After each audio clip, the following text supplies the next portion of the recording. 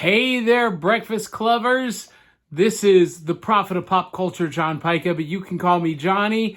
And on this week's episode of Back Issue Breakfast Club, I'm going to review the Unbelievable Gwenpool, and we're going to do that right now.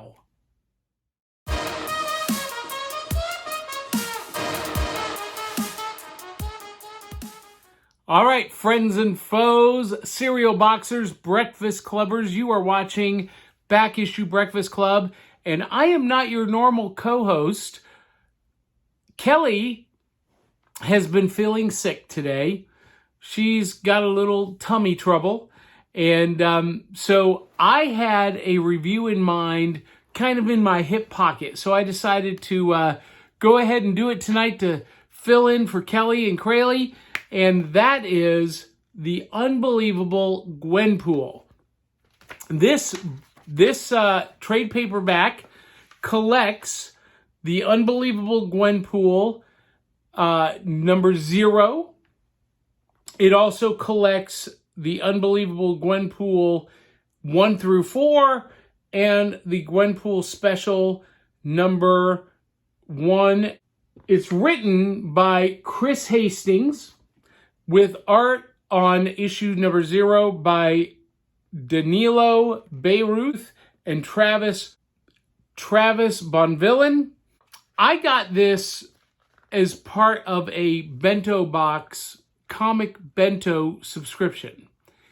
Now, comic bento isn't around anymore, which is a shame because I absolutely loved what they did, and they were a sponsor of the previous show, Comic Extravaganza.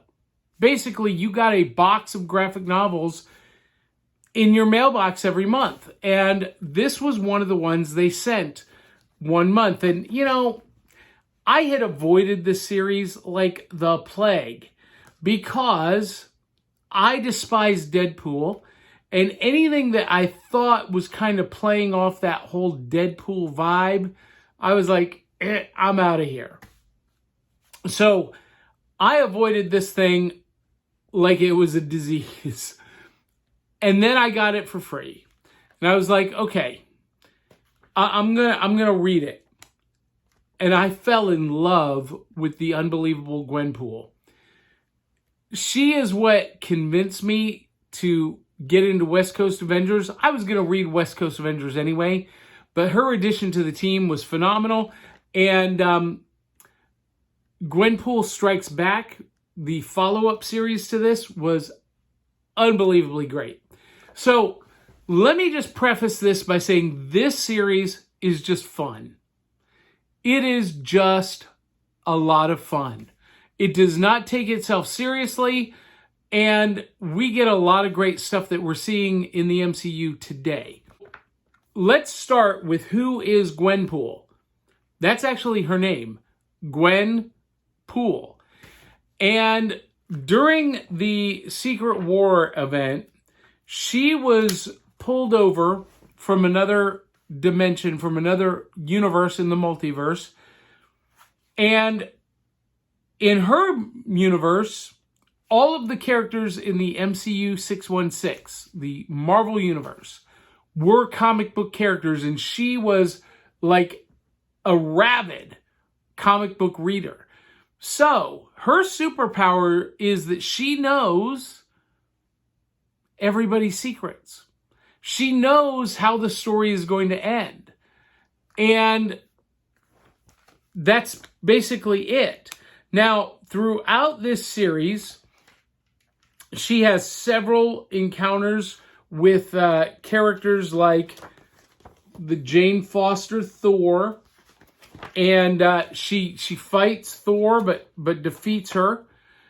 She is trained by Batroc the Leaper because in this story, she gets recruited by MODOK to become one of his assassins. And Batroc figures out that she does not have any actual powers and starts to train her so that she doesn't end up getting herself killed.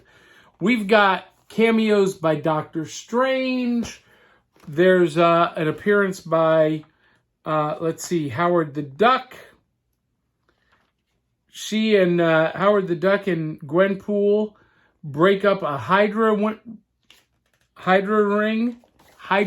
ring. That's harder to say than it sounds. There's Howard.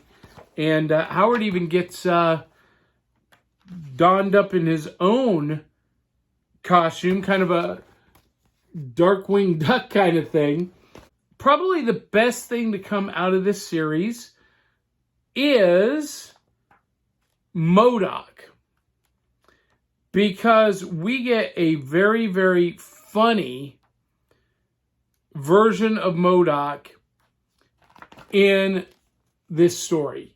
And the Hulu series MODOK is largely based off of the way he was written in this series. There's some other cool Easter eggs throughout this series that fans of the character or fans of the West Coast Avengers will really appreciate.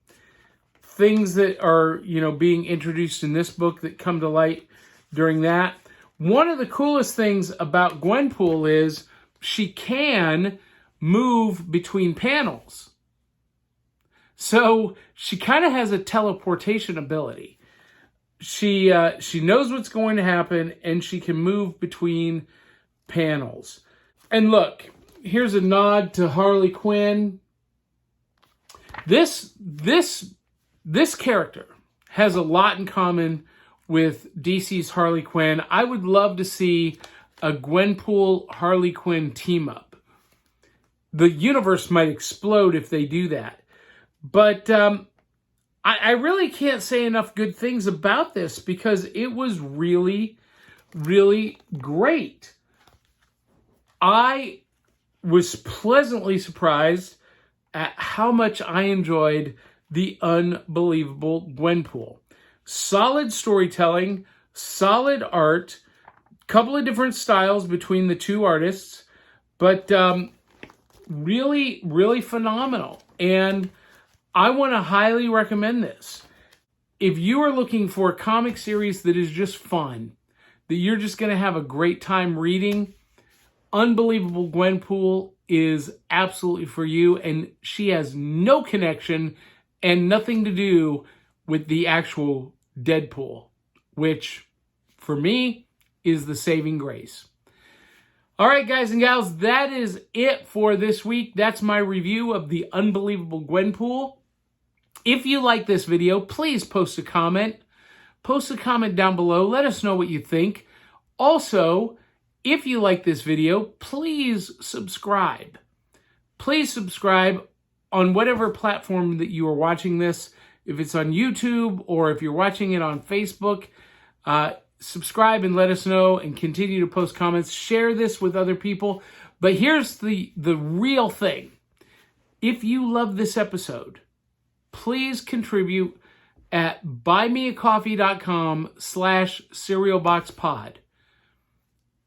If you don't like this episode, contribute generously. buymeacoffee.com/cerealboxpod.